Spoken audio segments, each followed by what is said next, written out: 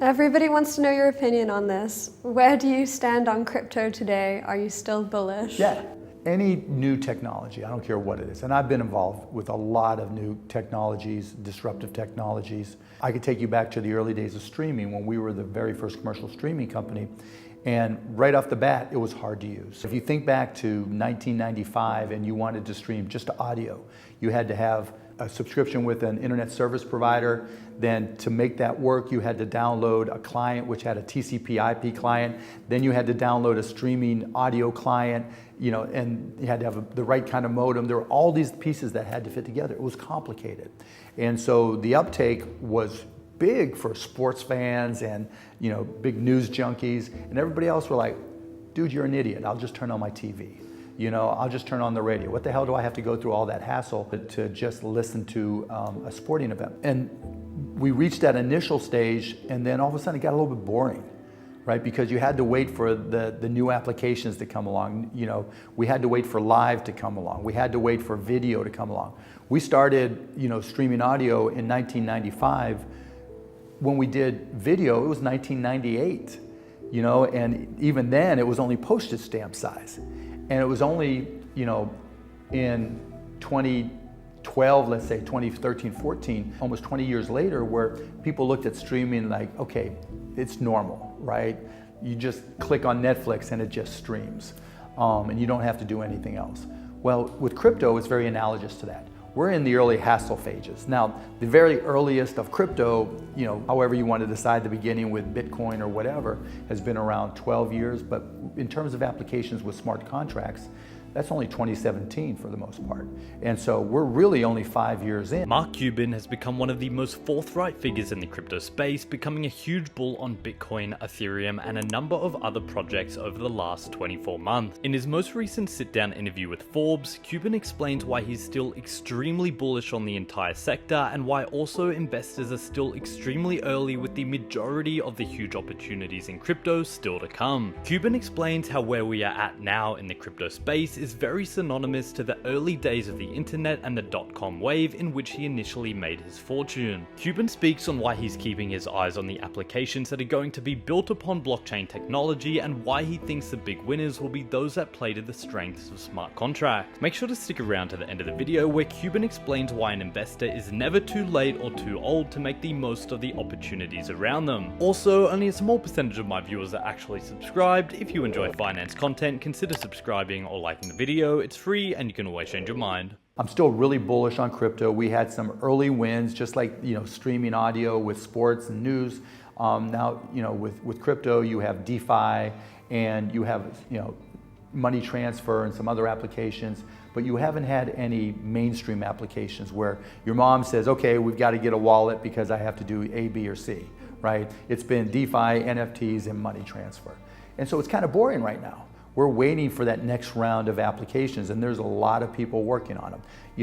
NFTs for the resale of books. So we take NFTs past the collectible markets to the utility markets. NFTs for refi, which is for carbon offsets, buying and selling and trading carbon offsets, and even burning them so that they're not resold all the time, but they have a direct impact on the environment. And there'll be more and more and more of those applications that are more mainstream. But they're not all the way here. They're not truly mainstream yet. And so we're going through that lull. And you saw the same thing with the internet too, right? Until mobile phones came along, from 1995 to 2007 with the iPhone, right? I mean, you had Amazon, you could go shopping and you could stream, but it wasn't like it was just earth shattering. But once we got it on mobile, then we got the App Store in 2009? And then even remember the first apps on the App Store were like, here, look, let me hold my phone like this. Yeah, it looks like I'm drinking a beer. Just dumb shit. There's no reason why crypto is going to be any different. But the good news is, the investments I'm looking to make are geared towards applications that'll be mainstream and not about, okay, let's create an Instagram for crypto. Let's create a Twitter. Not Me Too type applications. More like, okay, things that take advantage of smart contracts and distributed environments. NFTs is books, I think particularly for textbooks. Now, whether or not we can get the college textbook publishers to go along is another issue, but the idea of kids buying books for classes today, my daughter just went to Vanderbilt, so the whole process of buying books, first, do you want to buy new or used, right? Then you lug these books back, and then at the end of the semester, because they're only good for the time you were in the class, you make the decision. Yeah, I'm going to sell it. How do I sell it? Do I ship it off? Do I take it to the bookstore? It's just a pain in the ass, and in a digital world, it's ridiculous. And with those as NFTs, well, the NFTs allow you to apply royalties that when that book is resold, the author and the publisher and whoever else is involved can get a set royalty fee. So that means that the publishers and people who created the book can keep on getting paid, whereas when there's a physical book that gets sold and resold, they have to hope that book falls apart, and so that they can sell a new one. And so I think that's a great application. As I talked about environmental impact with trading of carbon offsets. I think insurance, being able to very easily buy insurance. But I think in terms of the home run type applications, and more complicated, longer to develop type things, I think things like health insurance, right? The whole process of getting a claim pre-approved or approved after the fact is horrible. Nobody likes dealing with their insurance company, their health insurance company.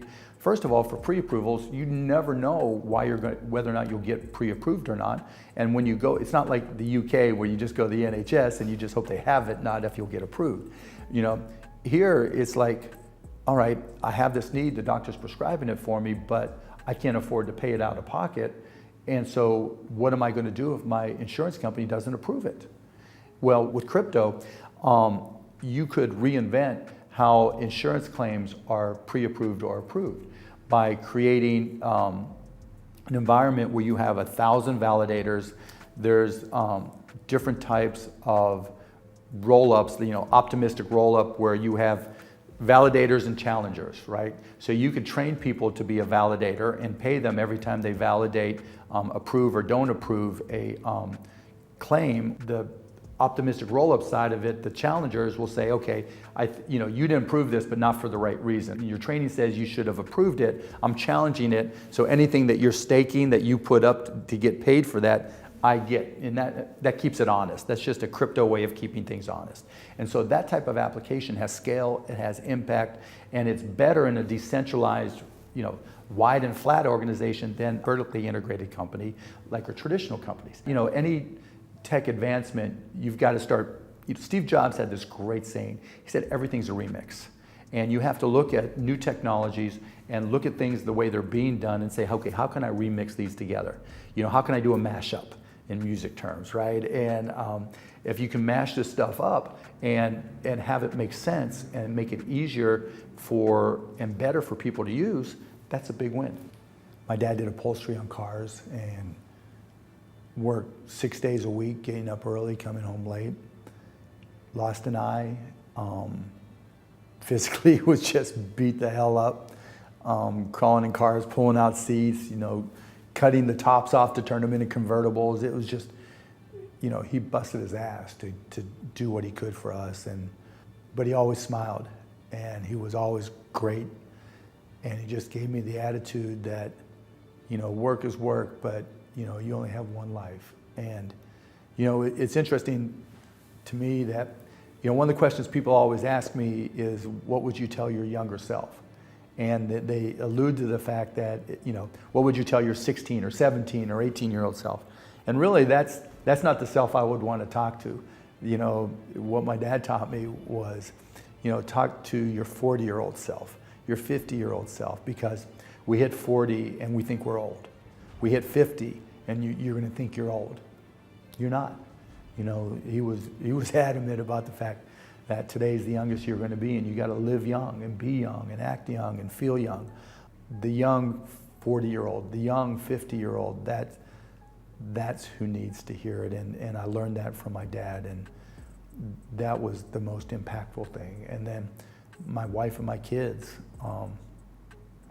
they don't listen to me, but I've learned to listen to them and realize that it's their world. It's not. And what I do today that can make their future better and brighter is important. And that the game is different, whether it's climate change, whether it's healthcare. My generation's an embarrassment, seriously. Abby Hoffman was taking over college campuses or, storming buildings and taking over the president of the college's offices, and we were going to be the revolutionaries that changed the world. We turned into the people who watch, TV news all the time and make all our decisions from watching newscasts. That's an embarrassment. I want to avoid that and try to fight that off and try to learn as much as I can from my kids. And I'll give you one quick example. I love to read, and I try to get my son, in particular my middle daughter, to read, and they're like, nah, we get it from video. And early on I was adamant, and then one day my son, and my daughter has examples too, but my son started asking me Shark Tank questions. And he was asking me, why don't I do royalty deals? And I started explaining, well, it eats up cash flow and it reduces gross margin. I'm like, do you know what gross margin is? And he was like, yeah, it's the difference between your sales price and your cost of goods sold. I'm like, well, how did you, he was like 10 years old, 9, 10 years old. I'm like, how did you learn that? TikTok. And it made me realize that they weren't the one with the problem. I was the one holding on to things the way I did it, thinking that was the only way to do it. And I think that's what my kids are teaching me, that a lot of the things that my generation might look down on for my kids, they got it right and we got it wrong.